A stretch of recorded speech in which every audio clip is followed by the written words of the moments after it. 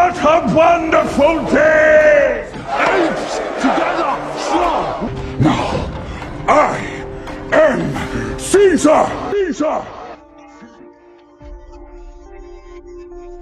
Raka spoke of his witnesses and his wisdom, but never said Caesar acted like a dictator. The Caesar before me is simply a poor imitation. He stands here to open the Iron Gate. Legend says treasure left by humans lies beyond, granting invincibility. So Caesar gathered men, trying to open the door and fill his growing ambition with the treasure inside.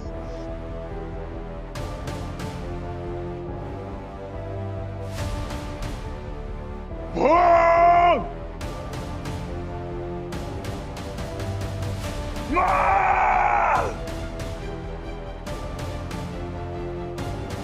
Ultimately, he failed. Caesar had definitely tried opening the door before. According to Trevain, they'd been ramming it for months without success. Ava shuddered, realizing that even the most fortified human structures are vulnerable to damage. According to the elders, when human civilization was damaged, some hid beneath the Iron Gates. They possessed advanced technology and weapons, vanished into history. Seth grows. Tried stopping Seth. Trevathan. Seth was my slave, great monarch. Seth defeated, civilization won. But he said, the world that belonged to humans has long since disappeared. Now it is the world of the primordials. He doesn't care who rules the world, only which side can keep him alive. Surrendering is the wise choice. At the same time, Suna also tried to persuade Noah not to resist any longer. Their tribe had already perished in that great fire. The law of the jungle has always ruled the forest. If it had been the old Noah, he might have bowed his head. But now that he knows about Caesar and understands the origins of the primordial civilization, he is no longer willing to submit to impostors.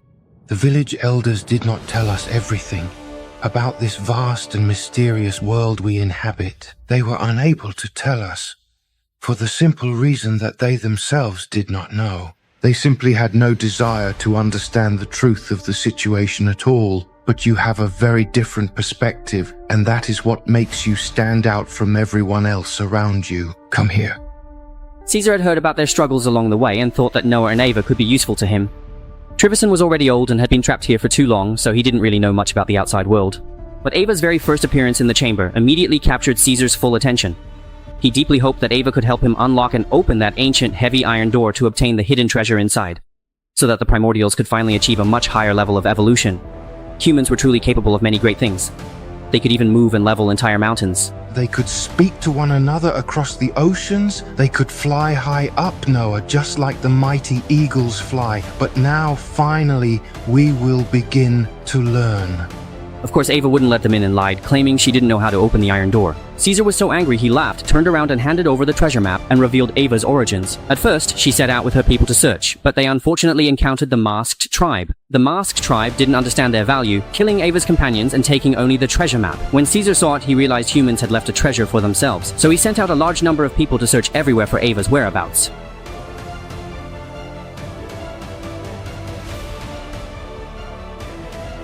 Caesar made no attempt to hide his ambition. No matter how many times he failed or how many of his own people he sacrificed, he was determined to get through that iron door and obtain a more advanced human civilization. He brought Noah to the window, looked out over his kingdom, and tried to persuade him to join his ranks, to open the iron door together and build a kingdom that belonged to their kind. Caesar reminded Noah that humans are very cunning. They are skilled at deception and even better at fabricating lies. If you discover a human who can speak, it means there are more humans out there. Noah fell into deep thought, recalling his encounter with Ava. From the very beginning, she had never told the truth. He had never really understood her, while Ava seemed to know their history inside out. Afterwards, his mother found Noah and once again tried to persuade him to accept his fate. The tribe has already vanished. They must submit. However, when the Sun Eagle appeared once more, an invisible force surged into his heart, making him recall his father and everything from the past. From this day forward, every member of the Eagle clan belongs exclusively to the mighty Proximus Caesar, and this transition of power stands as the absolute and final law that governs every corner of our world.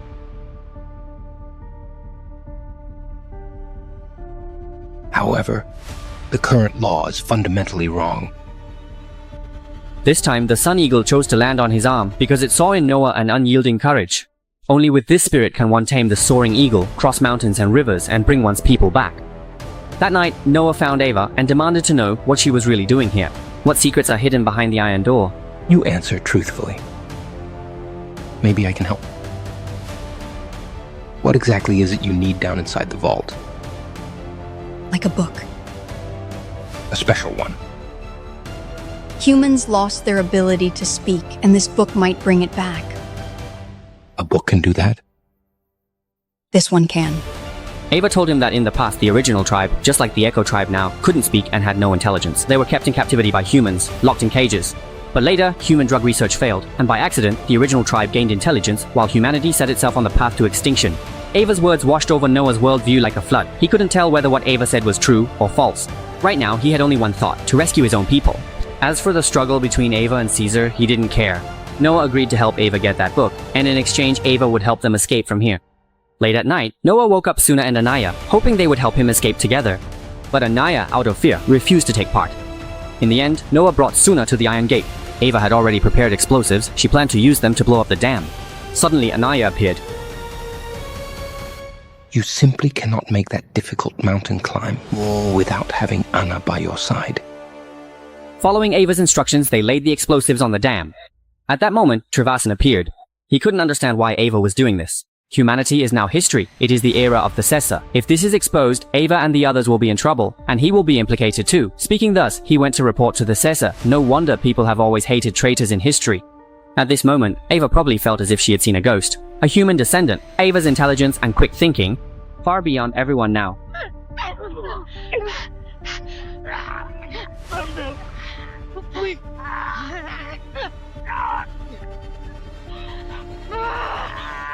His first kill held no fear, only pity for his fellow man.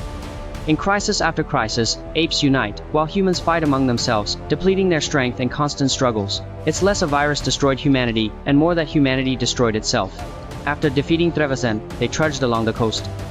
As the wave crashed, everyone was in disarray, but Ava walked with resolve and quickly reached her destination. They need to climb up here to get inside the Iron Gate. That's why she needs Noah's help. Only apes can scale those cliffs. However, disaster struck during the climb.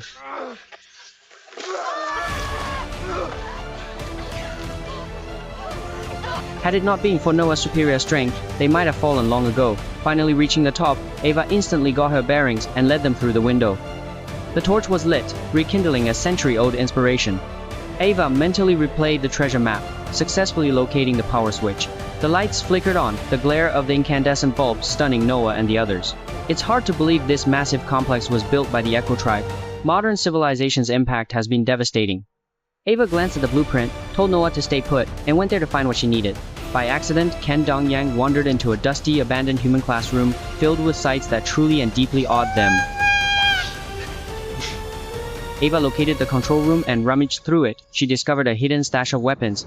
After some searching, she finally found what she needed. Not a book, but a data card. Ava deceived Noah again, prompting him to glance back at the gun-filled cabinet. These ordinary weapons from the human world are now considered divine artifacts. Meanwhile, Noah discovered human picture books, and upon opening one, finally believed Ava's words. Once upon a time, apes were caged, and humans truly ruled society. Times have certainly changed. Even if he told his own kin outside, they probably wouldn't quite believe it. Ava led them through the base, where hundreds of tanks were parked in the center. This was the treasure Caesar craved, and Ava would never let him have it. They agreed that once they were out, Noah would lead his people away, and Ava would detonate the base, crushing Caesar's dreams forever. Ava hit the switch, and the heavy door slowly opened, but Caesar unexpectedly rushed in. He stared in disbelief. With these weapons, his throne will be even more secure. Now that his goal is fully achieved, and Noah is quite useless to him now, his only choice is to submit, or to lead the entire tribe to certain deaths.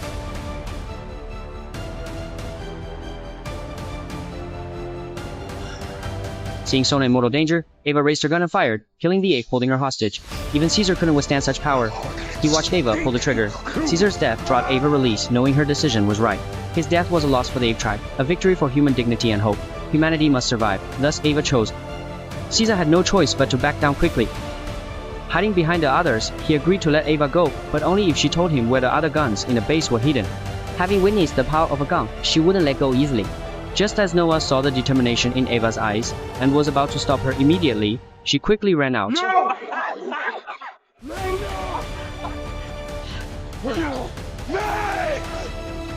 Without hesitation, she detonated the explosives.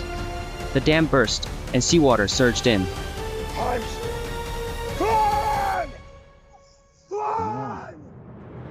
The apes were absolutely terrified and quickly fled into the base, seeking refuge within its confines immediately.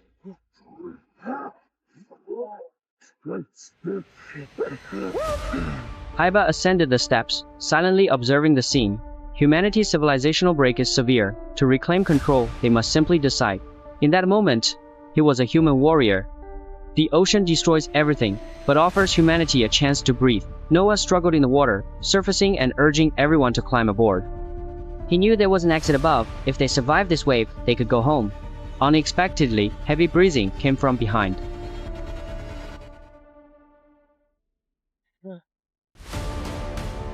With a roar, the general lunged at Noah. Noah barely escaped, thanks to his nimble footwork.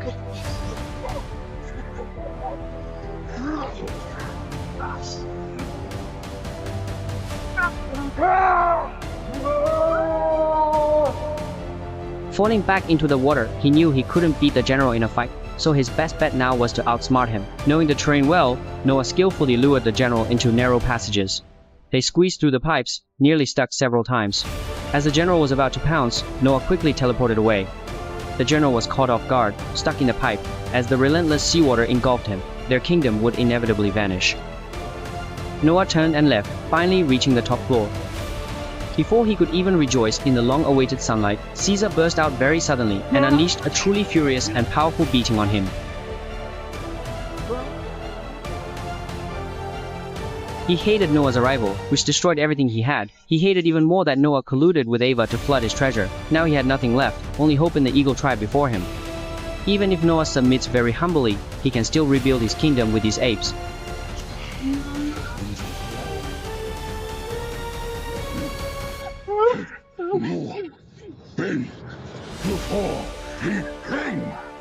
Noah turned with difficulty, propping himself up on his arms, and let out a powerful cry, the Eagle clan's call, to summon the Sun Eagle.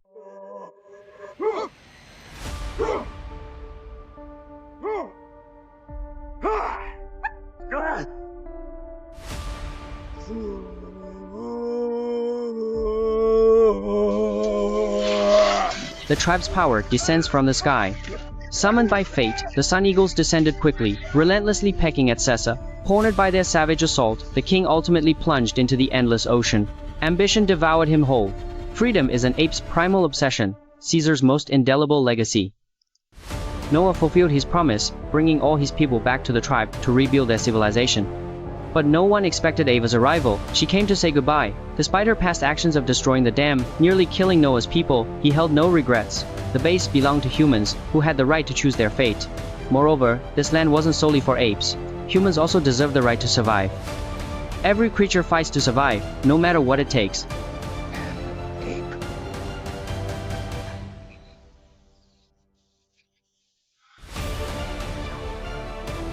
Ava's answer is the gun behind her.